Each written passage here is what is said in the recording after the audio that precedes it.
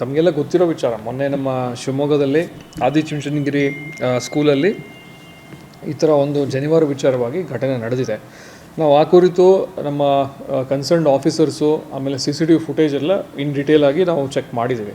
So CCTVಯಲ್ಲೂ ಸಹಿತ ಭಾಳ ಕ್ಲಿಯರಾಗಿ ಕಾಣುತ್ತೆ. ಒಂದು ವಿದ್ಯಾರ್ಥಿ ಬರ್ತಾರೆ, ಅವರಿಗೆ ಅಲ್ಲಿ ಸೆಕ್ಯೂರಿಟಿ ಇಬ್ಬರು ಯಾರು ಫ್ರಿಸ್ಕಿಂಗ್ ಮಾಡೋರು ಇನ್ಚಾರ್ಜ್ ಇರ್ತಾರೆ, ಅವ್ರು ಹೇಳ್ತಾರೆ ಇದು ಅವ್ನು ತೋರಿಸ್ತಾನೆ ವಿದ್ಯಾರ್ಥಿದು ಅಲೋ ಇದೆ ಅಂತ. ಇಲ್ಲ ಅಂತ ಹೇಳ್ತಾನೆ, ಅವನ ಹೋಗಿ ಪಕ್ಕಕ್ಕೆ ಹೋಗಿ ತೆಕ್ಕೊಂಡು ಬರ್ತಾನೆ. ಆಮೇಲೆ ನೆಕ್ಸ್ಟು ಇನ್ನೊಂದು ವಿದ್ಯಾರ್ಥಿ ಇದೇ ಥರ ಬರ್ತಾರೆ, ಅವಾಗ ಇವ್ರು ಹೇಳ್ತಾರೆ ಇಲ್ಲ ಅದು ಅಲವಿಲ್ಲ ಅಂತ ಹೇಳ್ತಾರೆ. ಆವಾಗ ಅವನು ಇಲ್ಲ ನಾವು ಯಾವತ್ತೂ ತೆಗೆದಿಲ್ಲ ಎಕ್ಸಾಮು ಆ ಥರ ನಾನು ತೆಗಿಯಲ್ಲ ಅಂತ ಅವನು ಅಲ್ಲೇ ಹೇಳ್ತಾನೆ. ಹಂಗಾರೆ 5 ನಿಮಿಷ ಕೂತ್ಕೊಳ್ಳಿ ಅಂತ ಅಲ್ಲೇ ಪಕ್ಕಕ್ಕೆ ಕೂಡಿಸ್ತಾರೆ. ಇದು ಕ್ಯಾಮ್ರಾದಲ್ಲಿ ಭಾಳ ಕ್ಲಿಯರಾಗಿ ಇದು ರೆಕಾರ್ಡ್ ಆಗಿದೆ. ಆಮೇಲೆ ಅಲ್ಲಿ ಸೈಡ್ ಇದು ಏನು ಇನ್ಚಾರ್ಜ್ ಇದ್ದಾರೆ, ನಮ್ಮ ಪ್ರಿನ್ಸಿಪಲ್ ಇದ್ದಾರೆ, ಅವರು ಅಲ್ಲಿ ಹೋಗಿ ಅವರು ನೋಡ್ತಾರೆ ಯಾಕೆ ಕೂತಿದ್ದಾರೆ ಅಂತ ಕೇಳಿದಾಗ ಇಲ್ಲ ಈ ಥರ ಇದು ಡೌಟ್ ಇದೆ ಅಂತ ಹೇಳ್ತಾರೆ. ಇಲ್ಲ ಆ ಥರದ್ದೇನು ಇದಿಲ್ಲ, ರಿಲಿಜಿಯಸ್ ಇದಕ್ಕೆ ನಾವು ಅಡ್ಡ ಬರಬಾರ್ದು, ಅವ್ರನ್ನ ಬಿಡಿ ಅಂತ ಹೇಳಿ ಇಮಿಡಿಯೇಟ್ಲಿ ಅವರು ಬಿಡ್ತಾರೆ. ಸೊ ಯಾವುದೇ ನಮ್ಮ ವಿದ್ಯಾರ್ಥಿಗಳಿಗೆ ಎಕ್ಸಾಮ್ ಬರೀಲಿಕ್ಕೆ ತೊಂದರೆ ಆಗಿಲ್ಲ.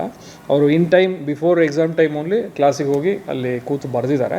ಬಟ್ ಡೆಫಿನೆಟ್ಲಿ ಅವರ ಒಂದು ಧಾರ್ಮಿಕ ಭಾವನೆಗೆ ಅಲ್ಲಿ ಧಕ್ಕೆ ಉಂಟಾದಂಗೆ ಆಗುತ್ತೆ, ನಾನು ಒಪ್ಕೊಳ್ತೀವಿ. ಅದೇ ಕಾರಣಕ್ಕಾಗಿ ಇಬ್ಬರು ಸೆಕ್ಯೂರಿಟಿ ಗಾರ್ಡ್ ಯಾರಿದ್ದಾರೆ, ನಮ್ಮ ಹೋಮ್ ಗಾರ್ಡ್ಸ್ ಯಾರಿದ್ದಾರೆ, ಪೊಲೀಸ್ ಸಿಬ್ಬಂದಿ ಇದ್ದಾರೆ, ಅವ್ರನ್ನ ನಾವು ತಕ್ಷಣಕ್ಕೆ ಅಮಾನತು ಮಾಡಿದ್ದೀವಿ. ಮುಂದಿನ ಎಂಕ್ವೈರಿ ಸಹಿತ DE ಸಹಿತ ಅದನ್ನ ಆರ್ಡರ್ ಮಾಡಿದ್ದೀವಿ. ಮತ್ತು ಆ ಸಂಬಂಧ ಅಲ್ಲಿ DDP ಆಯಿತು ಮತ್ತು ಅಲ್ಲಿ ಪ್ರಿನ್ಸಿಪಲ್ ಆಯಿತು. ಇಮ್ಮಿಡಿಯೇಟ್ಲಿ ಅವರು ಸಮಯ ಪ್ರಜ್ಞೆ ತೋರಿಸಿದ್ದಕ್ಕೆ ವಿದ್ಯಾರ್ಥಿಗಳಿಗೆ ಎಕ್ಸಾಮ್ ಬರಲೇ ಇರಲಿಕ್ಕೆ ಯಾವುದೇ ರೀತಿ ಸಮಸ್ಯೆ ಆಗಿಲ್ಲ. ಬಟ್ ಈ ಇಬ್ಬರು ಒಂದು ಏನು ಸೆಕ್ಯೂರಿಟಿ ಸಿಬ್ಬಂದಿಯವರ ಒಂದು ತಿಳುವಳಿಕೆ ಕೊರತೆಯಿಂದ ಈ ಥರ ಆಗಿದ್ದಾಗೆ ನಮಗೆ ಕಂಡು ಬಂದಿದೆ. ಯಾವುದೂ ಇಲ್ಲ. ಅದೇ ವಿದ್ಯಾರ್ಥಿಗೆ ಫಸ್ಟ್ ವಿದ್ಯಾರ್ಥಿ ಯಾರು ತೆಕ್ಕೊಂಡು ಬಂದು ಅವ್ರಿಗೆ ಹೇಳ್ತಾರೆ ನೀವು ಒಂದು ಸೈಡಿಗೆ ಹೋಗಿ ತೆಕ್ಕೊಂಡು ಬನ್ನಿ ಅಂತ ಹೇಳ್ತಾರೆ. ಅವ್ನು ಸೈಡಿಗೆ ಹೋಗ್ತಾನೆ, ಕಾಣುತ್ತೆ ಅಲ್ಲಿ CCTVಯಲ್ಲಿ ವೆರಿ ಕ್ಲಿಯರ್ಲಿ ಕಾಣುತ್ತೆ. ಪ್ರಮಾಣ ಮಹಾಸಭಾದವರೆಗೂ ನಾನು ತಿಳಿಸಿದ್ದೀನಿ, ತಾವು ದಯವಿಟ್ಟು ಬನ್ನಿ, ನಿಮಗೆ ವಿಡಿಯೋ ಫುಟೇಜ್ ತೋರಿಸ್ತೀವಿ. ಶೇರ್ ಮಾಡೋಕ್ಕಾಗಲ್ಲ, ಎಕ್ಸಾಮ್ ಇರೋದ್ರಿಂದ ಆಬ್ವಿಯಸ್ಲಿ ಅದು ಕಾನ್ಫಿಡೆನ್ಷಿಯಲ್ ಮಟೀರಿಯಲ್ ಆಗೋದ್ರಿಂದ ನಾವು ಶೇರ್ ಮಾಡೋಕ್ಕಾಗಲ್ಲ.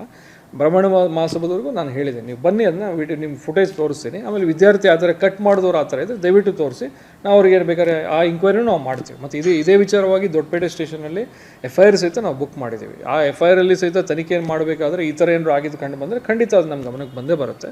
ಬಟ್ ಆ ಥರ ಎಲ್ಲೋ ಯಾರು ಕಟ್ ಮಾಡೋದಾಗಿರಲಿ, ಡಸ್ಟ್ಬಿನ್ನಿಗೆ ಹಾಕೋದು ಆ ಥರ ಆಗಿಲ್ಲ. ಬಟ್ ಇದು ಸಹಿತ ಒಪ್ಪಕ್ಕಾಗಲ್ಲ. ಇದು ತೆಕ್ಕೊಂಡು ಬನ್ನಿ ಅಂತ ಅನ್ನೋದನ್ನು ಸಹಿತ ನಾವು ಒಪ್ಪಲ್ಲ. ಅದು ಸಹಿತ ನಾವು ಗಂಭೀರವಾಗಿ ತೆಗೆದುಕೊಂಡಿದ್ದೀವಿ. ಅದೇ ವಿಚಾರಕ್ಕೆ ನಾವು FIRನೂ ದಾಖಲಿಸಿದ್ದೀವಿ ಮತ್ತು ಇಬ್ಬರನ್ನ ಅಮಾನತನ್ನು ಸಹಿತ ಮಾಡಿದ್ದೀವಿ. ಇಬ್ಬರು ಸೆಕ್ಯೂರಿಟಿ ಗಾರ್ಡ್ ಇದ್ದಾರೆ, ಅಲ್ಲಿ ಕಾಣುತ್ತೆ CCTV. ಆ ಫ್ರಿಸ್ಕಿಂಗ್ ಏರಿಯಾದಲ್ಲಿ ಇಬ್ಬರೇ ಗಾರ್ಡ್ಸ್ ಇರೋದು. ಆಮೇಲೆ ಒಂದು 5-10 ಮಿನಿಟ್ಸ್ ಆದಮೇಲೆ ಇವರು ಪ್ರಿನ್ಸಿಪಾಲ್ ಬರ್ತಾರೆ. ಅವ್ರು ಬಂದಾಗ ಅಲ್ಲಿ ನೋಡ್ತಾರೆ, ಅಲ್ಲಿ ವಿದ್ಯಾರ್ಥಿ ಕೂತಿರ್ತಾರೆ, ಈ ಥರ ಆಗಿದೆ ಅಂದ್ಕೂಡ ಇಲ್ಲ ಹಾಗೆ ಮಾಡೋಕ್ಕಾಗಲ್ಲ, ತಪ್ಪಾಗುತ್ತೆ ಅಂತೇಳಿ ಇಮಿಡಿಯೇಟ್ಲಿ ಒಳಗೆ ಬಿಡ್ತಾರೆ. ಆ ವಿದ್ಯಾರ್ಥಿ ಹೋದ್ಮೇಲೂ ಭಾಳಷ್ಟು ಜನ ಒಳಗೆ ಹೋಗಿದ್ದಾರೆ. ಆಮೇಲೆ ಅಂದರೆ ಅದು ರೆಗ್ಯುಲರ್ ನಡೀತಾನೆ ಇದೆ. ವಿದಿನ್ ಟೈಮ್ ಅವ್ರು ಹೋಗಿ ಎಕ್ಸಾಮ್ ಬರ್ತಿದ್ದಾರೆ. ಹೋಮ್ ಗಾರ್ಡ್ಸ್ ಅಪಾಯಿಂಟ್ ಆಗಿದ್ದಾರೆ. ಎಕ್ಸಾಮ್ ಸಲುವಾಗಿ ಏನಾಗುತ್ತೆ, ನಮ್ಮಲ್ಲಿ ರೆಗ್ಯುಲರ್ ಪೊಲೀಸ್ ಸಾಕಾಗಲ್ಲ.